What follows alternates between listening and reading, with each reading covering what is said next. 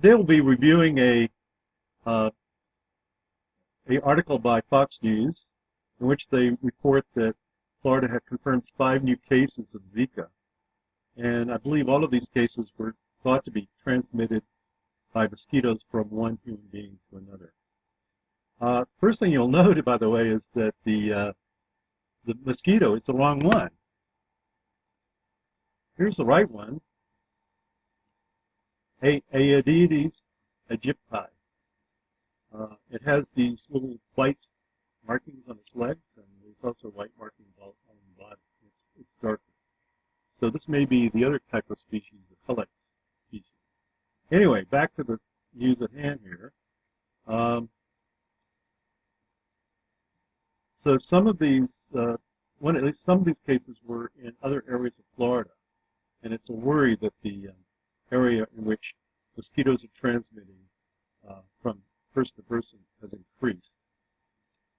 But the other thing to think about is the fact that really we're really not, we're not able to respond to this crisis quickly enough. A good example is that they're waiting for 5,000 Zika antibody tests and 10,000 Zika prevention kits and $5 million in funding to help combat Zika. Just to put this in perspective, the population of Miami is approximately 500,000, and if you divide 5,000 kits, that means there's only one kit for every 83 people. This might be enough, but I'm beginning to doubt it. So there is really a need for really inexpensive and more readily adapted tests for the Zika virus. In another transmission, I'll go through some of the different tests that are available from the CDC. It's really quite a complicated situation, and which test you get really depends upon how long it's been since you had a fever or other symptoms of Zika.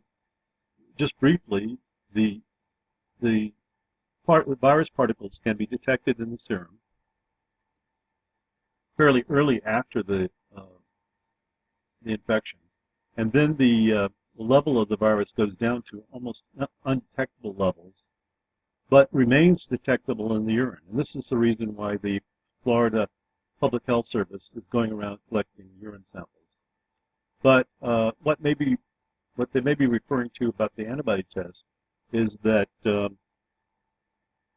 later on after the infection, you can still detect antibodies against the Zika virus in the serum, which is maintaining protection and keeping the level of virus level down in the serum so that you're not infected. Even if you're bitten by mosquitoes, you're not infected with mosquitoes and other people. Here's another interesting fact. So the state has trapped and tested 32,000 mosquitoes, including 6,000 in Miami-Dade County, and none have tested positive for the virus. Quite amazing. You would think they would at least find one among that many mosquitoes.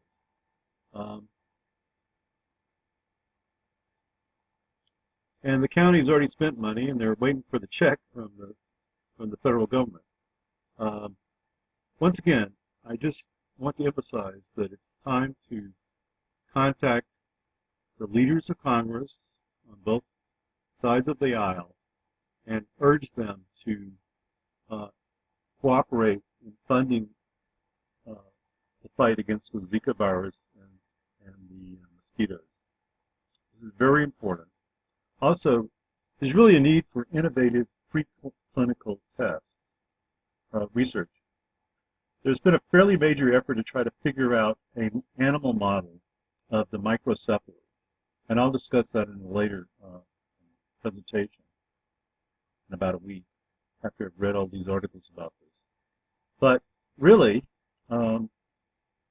we need to have about a comparable amount of money at least being spent and it would be great if it were in one of the states that's being affected, or Puerto Rico. You know, a $5 million center to really look into innovative approaches to attacking this crisis. So anyway, once again, if you find this of interest or you want to support me, I'm a scientist. I could go in the lab and do this if I had a lab to work in. Please consider contacting me at zika.update@gmail. That's zika.update@gmail.com. And just suggest if you want to talk to me personally, I'll call you back. Put your phone number in there, I'll call you back. And if you're willing to support me, please indicate how much you would like to support me with, and I'll send you an invoice from PayPal. Anyway, thanks again for listening, and consider subscribing to my channel.